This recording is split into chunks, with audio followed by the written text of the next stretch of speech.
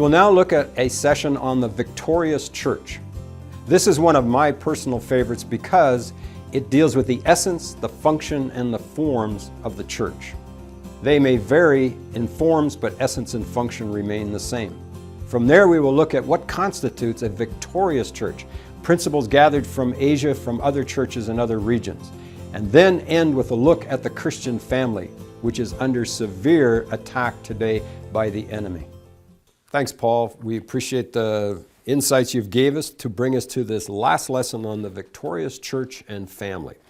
And it's, if you notice in the book, it's the section that deals with the simplicity of the church. And to do this, I enjoy this session, having done this in many countries in many different ways and translated into different languages. It always comes out as a fun lesson.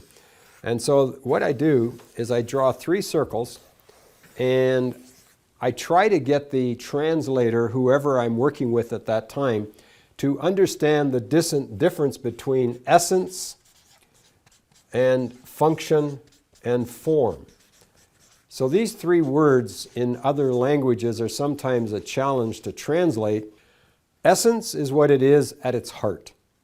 Function, why it exists. Forms, the reasons and the ways in which it is fulfilled. All right, to help people understand this in other countries, I have used, or we use, a system called What is Fishing?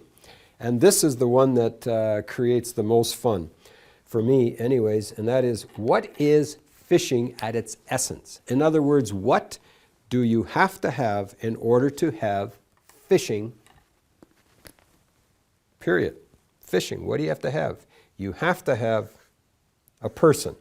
Now, you'll notice I draw well-rounded personalities. I don't believe in stick men, but this is the person, and down here we have the fish. There has to be a fish. If you have a person without a fish, that is not called fishing. That's called a day on the lake. That's called getting out of the office, but it isn't fishing. If you have fish without a person, that's called nature. It's a natural environment. In order to have fishing, whatever fishing is, wherever it is, you have to have a person and a fish. Okay? That's the essence of fishing.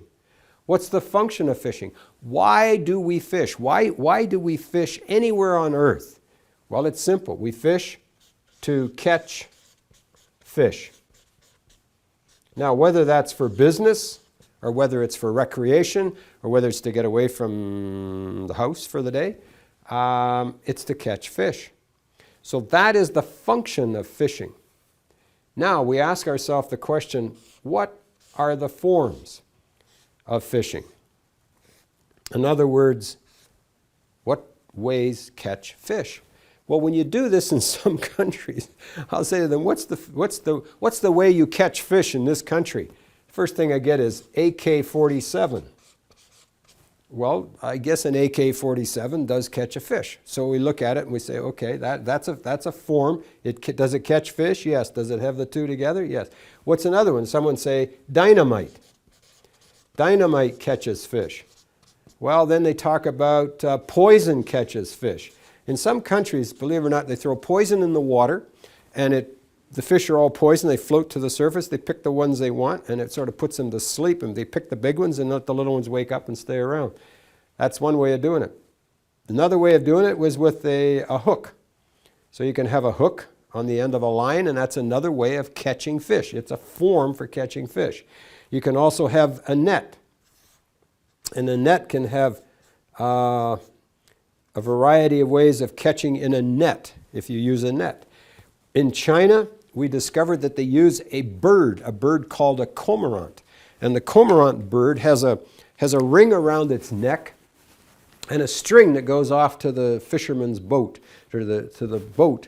And so this little bird is out here in the water, floating around in the water. And over here is the boat, and there's a man in the boat or a person in the boat over here, and there's a string out to the bird's neck.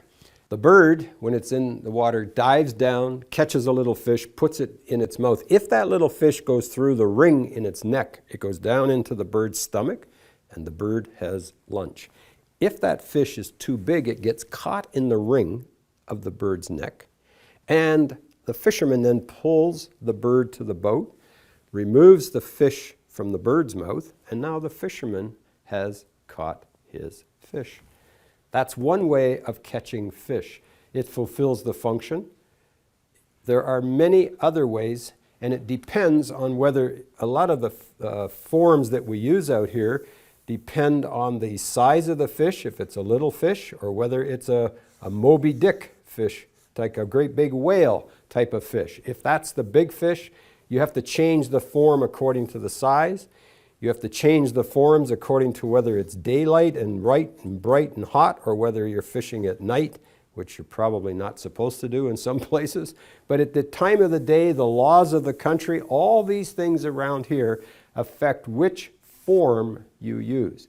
Now that is the essence. It never changes, a man and a fish. The function never ever changes. It's to catch fish. But the forms can change. The forms that are used to catch fish will change according to the rules, the laws, the size of the fisherman, the size of the fish, the skill of the fisher, and all the rest. So those are the things that affect. Now, that's fishing. Let me ask you this question, and this is the question that we then ask when we teach SSTS in other countries as well. What is the essence? What is the function? And what is the forms of a church? So essence, what is the minimum requirement that you need here to have a church?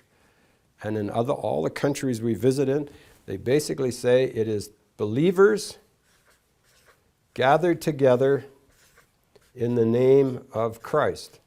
So you have believers together in the name of Christ. Now the question then becomes, how many believers do you have to have? Scripture says where 2 or 3 are gathered together, that is the essence of a church.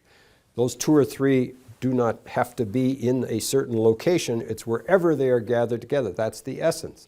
The function of the church, you then divide this into 5 things. There is the function of worship, and that's the primary reason why Christians gather together, to worship together. You have ministry, to serve one another. Fellowship, to encourage, to show love, and to spur one another on to good deeds. Evangelism, to reach out and tell others about Jesus Christ. And discipleship, to train one another to go and make disciples. So there's 5 functions that are scriptural functions of the church. But the essence doesn't change, the function doesn't change, but the big question is, what do you do with the form? Now, think about it for a minute. What are the forms of the church? In some countries, the form of the church is viewed as a building with a cross on top and stained glass windows.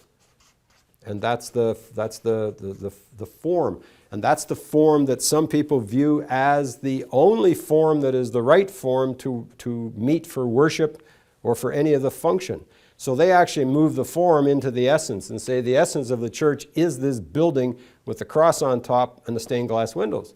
But you and I all know that there are places in the world where they may meet in a cave, as in North Korea and other places. That's not an igloo like in Canada, that's a cave. And you have a sense here that they gather in a cave, hidden away because of persecution and because of other problems. Sometimes they meet in the forest, out in the trees. You have them gathering together out in the trees together to have a worship service outdoors. Other places they may meet right in, like Alan Yuan and others met in prison. So they're inside a prison cell and they're worshiping together inside a prison. Some places they meet in a auditorium or a rented school or a rented gymnasium or a rented theater even. There's all kinds of places. The form can vary. The form can change as long as the essence and the function remain the same. Essence never changes. Function never changes. Forms can change and must change. Now, what would change a form of a church? When there's persecution, it may be that the church normally meets at 11 a.m. on Sunday morning. Well, if you go to Cuba, you may find that the churches there meet 7 p.m. on Tuesday night. They don't always meet on Sundays. They don't always meet in the same time in the same place everywhere in the world. The forms may vary. The forms are going to be affected by the laws of the country. So if the law says that you cannot have more than 5 people meeting in a gathering in a home without a permit, the law may force people to meet illegally, and that's called an underground church, but it has caused the phenomenal growth of the church in China through meeting in small groups. So they may meet in houses, they may meet in a variety of places. These are all forms. 3 women met under a tree in South Sudan during the conflict, during the days of the war between the North and the South. And a Christian leader found the 3 ladies under the tree and said, asked what had happened. They said, well, our church was destroyed by bombs. Our church was burned. And so we are out here meeting under this tree. But we don't have a church anymore, so we have to meet under this tree. Well, the reality is, for those people in that area meeting around under the tree, this was their church. That was the form that they were using to fulfill it. They were worshiping, and they were encouraging one another, and they were teaching one another, and they were a group of people meeting under that tree. So the essence, function, and form is a clear concept that when we teach it overseas causes people to recognize that for religious elements who hate Christianity and who hate Jesus Christ, they may burn the church building. And we have lots of pictures of burned church buildings. They may blow up the church building. And we've heard of places where they've blown up church buildings and destroyed them, as they did in Kabul in Afghanistan, as they've done in Baghdad and other places, just blow the church up. But that doesn't mean what they're doing is they're blowing up the building. They are not blowing up the church. The essence of the church remains the same. Essence never changes. Now, this is a great encouragement for people who live in areas where there is persecution, because then they say, I am the church. Some religious group will come in and build a building that is 1 meter higher and put a symbol on the top of that building that is 1 meter higher than this building. So they believe then that they are the biggest, the tallest, the most important religious institution in that community. Little do they realize is that they can build it bigger, they can build it higher, they can build it, or they can blow this one up. That is not the church. The essence is here, and that is the reality of what is the church. Now here's what I want you to do with this idea. I want you to ask this question among yourselves in your own groups, with your people that you're with, beside each other. Take some time and say, how does this essence, function, and form apply to the fellowship that you are in right now? Describe the essence and the function and the form of the church that you are part of right now. Okay? With the person beside you, go ahead.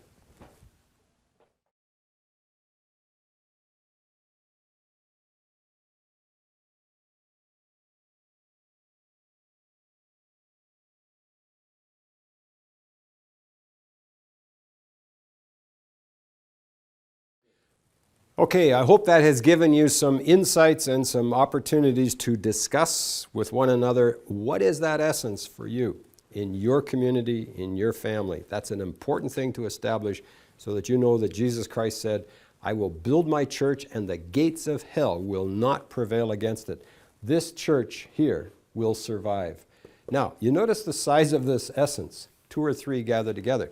The question gets asked, and it's the last question in the text or what that is in this section. What about the family? Could a family be considered a church if they were the only ones in the community that were followers of Jesus Christ? And the answer would be yes.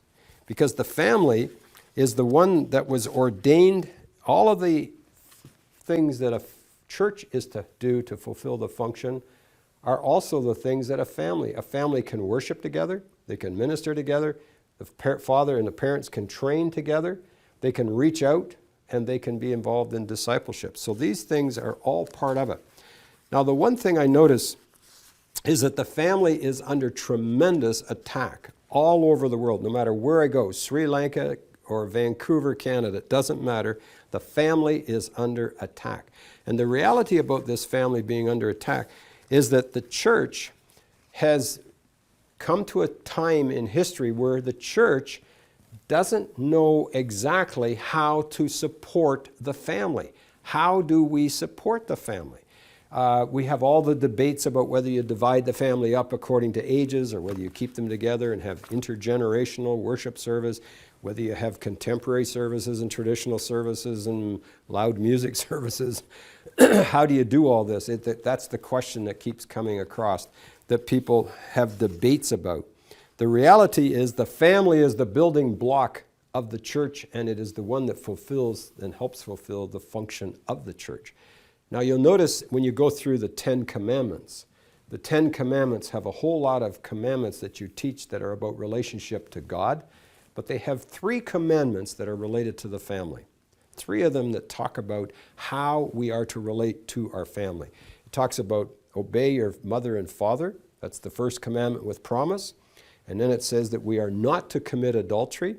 And the third one about the family is that we are not to lust after our neighbor's wife or covet anything that our neighbor possesses. So the whole area of relationship here of the family to other families in the neighborhood and to other families within the church are crucial. It's the greatest area of attack by Satan today. You think God, when he created Adam and Eve, said to them, go forth, be fruitful and multiply. For this reason, a man will leave his mother and father and cleave to his wife, and the two shall become one. And then those two will become the ones who bear children and become the teachers of those children. Well, look what's happening in our world today. Look at all of the things, and I'm not going to name them, that are in the world right now to stop the procreation of children, to stop the union of a man and a woman, to stop the proliferation of kingdom principles through teaching by godly Christian parents. All the attacks that are on it, whether it's abortion, whatever it is, to stop this central core from ever achieving God's plan. In China, for example, what they did, they introduced a one-child policy, which then stopped the number of children being born into a family. But more significantly than the one-child policy, they told the whole country that instead that the minimum age you could marry was 25 instead of 20, which means in 100 years you eliminated one generation out of the whole Chinese system. A complete generation was eliminated within 100 years. These are all the outside sources that are attacking the family and causing the church to be under such pressure.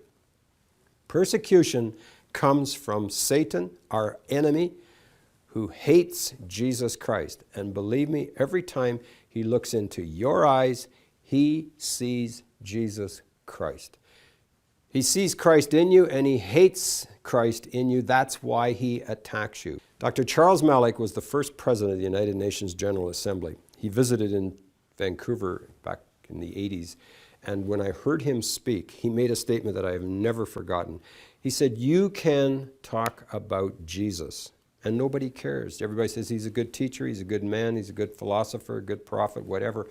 But he said there's millions of Jesus in Mexico, millions of Filipinos that are named Jesus. He said the problem isn't Jesus. But he said once you name Jesus of Nazareth, Jesus Christ, Jesus the Messiah, as soon as you name him as Jesus Christ, he said you look and you can see the devil start to dance in their eyes. They hate Jesus Christ. So that's why this whole program of standing strong through the storm has been designed to help us stand strong from the persecution that we receive from those who hate Jesus.